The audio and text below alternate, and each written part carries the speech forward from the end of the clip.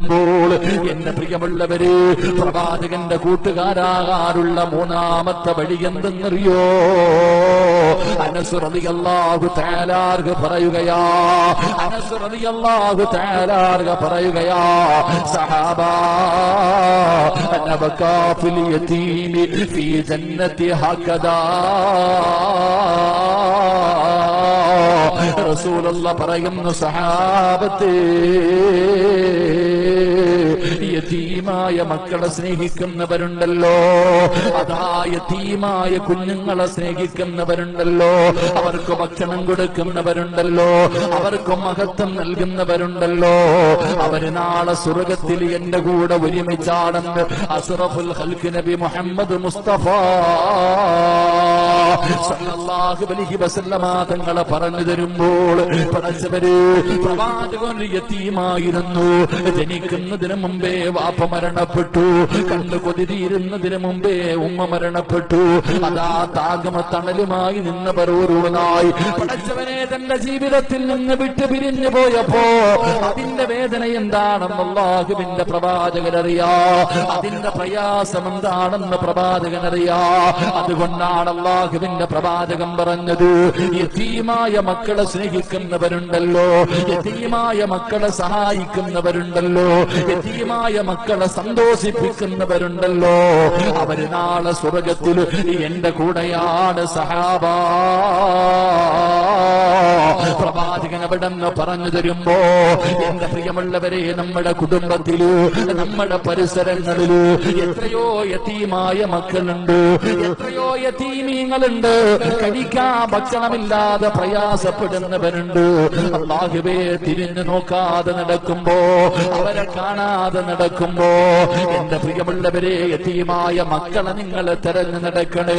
അവരുടെ സ്ഥാനം എന്താണ്, അവരുടെ മഹത്വം എന്താണ്, എനിക്കും നിങ്ങൾക്കും അറിയാത്തത് കൊണ്ടാണ്.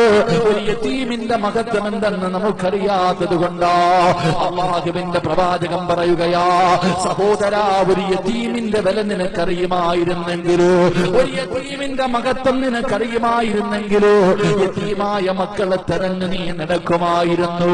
അല്ലാഹുവിന്റെ പ്രവാചകൻ പറയുകയാണ്, ആരെങ്കിലും ഒരു യതീമായ കുട്ടിയുണ്ടല്ലോ, പറയുകയാണ്, ഏതെങ്കിലും ഒരു മനുഷ്യന് യതീമായ ഒരു കുഞ്ഞിന്റെ തലയിൽ കൈവച്ചിട്ട്, പ്രവാചകൻ അവിടെന്ന് പറയുകയാ, യതീമായ ഒരു കുഞ്ഞിന്റെ തലയിൽ കൈവച്ചിട്ട് ഏതെങ്കിലും ഒരു മനുഷ്യന് അല്ലാഹുവിന്റെ തൃപ്തി മാത്രം കരുതിയിട്ടൊന്ന് തടകിയാൽ, റസൂലുള്ളാഹി സ്വല്ലല്ലാഹു അലൈഹി വസല്ലം തങ്ങൾ പറഞ്ഞു, യതീമായ ഒരു കുഞ്ഞിന്റെ തലയിൽ ഏതെങ്കിലും ഒരു മനുഷ്യൻ കൈകൊണ്ട് ഇങ്ങനെ തടകിയാൽ എത്ര രോമങ്ങൾ നിന്റെ കയ്യിൽ കൊള്ളുന്നുണ്ടോ അത്രയും പാപം അല്ലാഹു പുറത്തു തരുമെന്ന് നബി മുഹമ്മദ് മുസ്തഫ. ഉറക്കപ്പറ നബി മുഹമ്മദ് മുസ്തഫ. പ്രവാചകൻ സല്ലല്ലാഹു അലൈഹി വസല്ലം തങ്ങൾ പറഞ്ഞു, യതീമായ ഒരു കുട്ടി, അത് ഫോട്ടോ എടുക്കാനും ഫ്ലെക്സ് വെക്കാനൊന്നും അല്ല, ഒരു യതീമായ കുഞ്ഞിനെ കാണുമ്പോ, മോനെ, നിന്റെ വാപ്പ ഇല്ലെങ്കിലും ഞങ്ങളൊക്കെ ഉണ്ടടാ, നീ പേടിക്കണ്ട എന്ന് പറഞ്ഞു സ്നേഹത്തോടെ ഒരു യതീമിന്റെ തലയിൽ ഇങ്ങനെ തടകണം. കാരണം നിന്റെ ജീവിതത്തിൽ ചെയ്ത പാപങ്ങൾ പൊറുക്കാനുള്ള എളുപ്പവഴി. ഹജറുൽ അസ്വദ് ചുംബിച്ചാൽ നിന്റെ പാപങ്ങൾ അല്ലാഹു പുറത്തു തരും.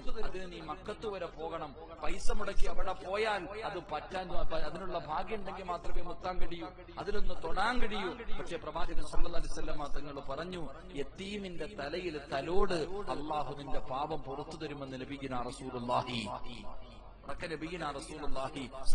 നമ്മുടെ വീടിന്റെ പരിസരത്ത് എത്രയോ യതീമുകൾ, നമ്മുടെ കുടുംബത്തിൽ എത്രയോ യതീമുകൾ നമ്മൾ തിരിഞ്ഞു നോക്കാറില്ല. അവരുടെ മഹത്വം, അവരുടെ പവിത്രത, അവരുടെ സ്ഥാനം റസൂലുള്ളാഹി സ്വല്ലല്ലാഹു അലൈഹി വസല്ലമ തങ്ങൾ പറഞ്ഞു, യതീമു സന്തോഷത്തോടുകൂടി കഴിയുന്ന വീട് ആകാശത്തിന്റെ കീഴിലെ ഏറ്റവും മനോഹരമായ വീടാണെന്ന് നബിയിനാ റസൂലുള്ളാഹി.